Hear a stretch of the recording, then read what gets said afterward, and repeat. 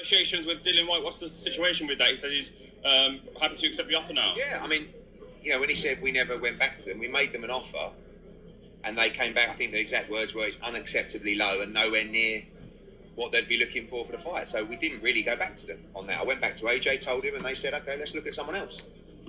I woke up this morning to a Talk Sport interview where he said, "I accept the offer." So I went straight to his team and said, "Do you accept the offer?" And they said, "Yes." So I said, "Okay, we'll send a contract today." Obviously, we're 7 weeks away. We're on the verge of announcing the opponent that we were going to go with, but the contract won't be difficult. And if they're real and they want to move at pace, we can get that fight made. I've never really heard Whyte really frustrated with you before. Why do you think that is? I don't know. He's talking to everybody.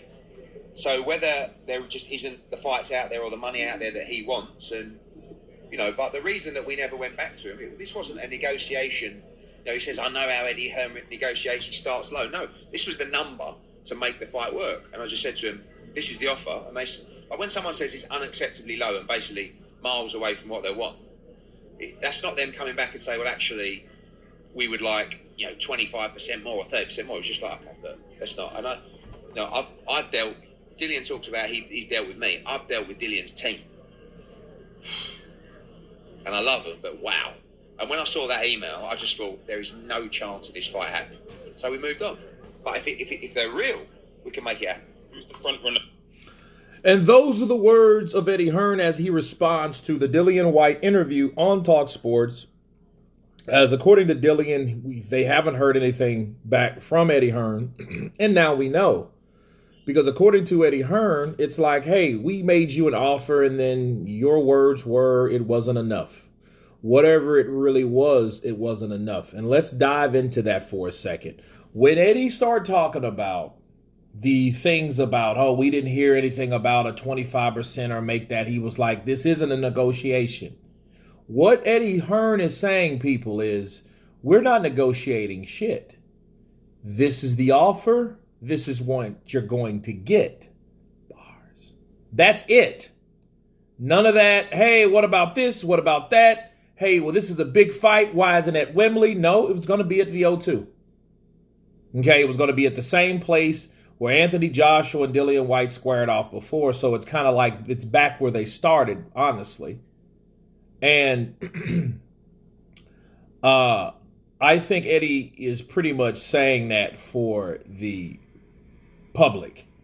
Because like you heard him say, he was on the verge of announcing someone else. So it's like, okay, well, if they're serious and they're real, we're going to do it.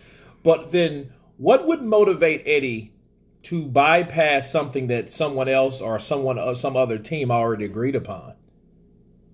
Counterpunch. I don't think that's going to happen. We just got to wait and see.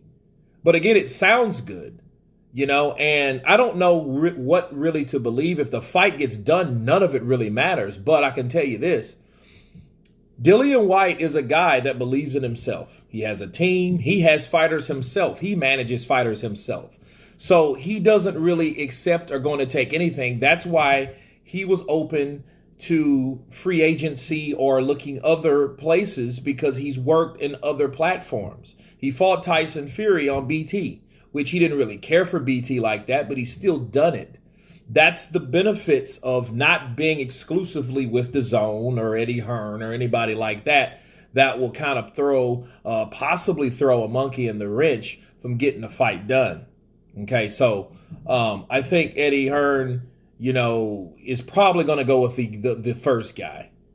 And then that's what people normally do. Like, look, you gave a shit. I know how you do. Like he said, I love him, but wow. That means that they've gave him difficulty in the past, people. And more than likely, if I'm looking at this just natural, like just a natural sway of things, he's going to naturally sway towards the fighter that he's going to pick. Now, is it because Dillian Whyte's a threat, or Dillian Whyte's this, or Dillian Whyte's that? I don't know. But I can tell you, if they got a fighter that they feel that Anthony Joshua can look good against, put on a good performance, possibly a KO, and put him back in the KO category without fighting someone like Dillian Whyte, I say they're going to go that route. That's what I say. That's what I think. I could be wrong, but Eddie Hearn has responded. I do question, though, why Eddie Hearn didn't jump on. Was Eddie Hearn really asleep? How much sleep does Eddie Hearn really do? I don't know him like that. But it's just strange where, he does an interview with Seconds Out after a big interview like that takes place. I just think it's real strange. You know what I mean? But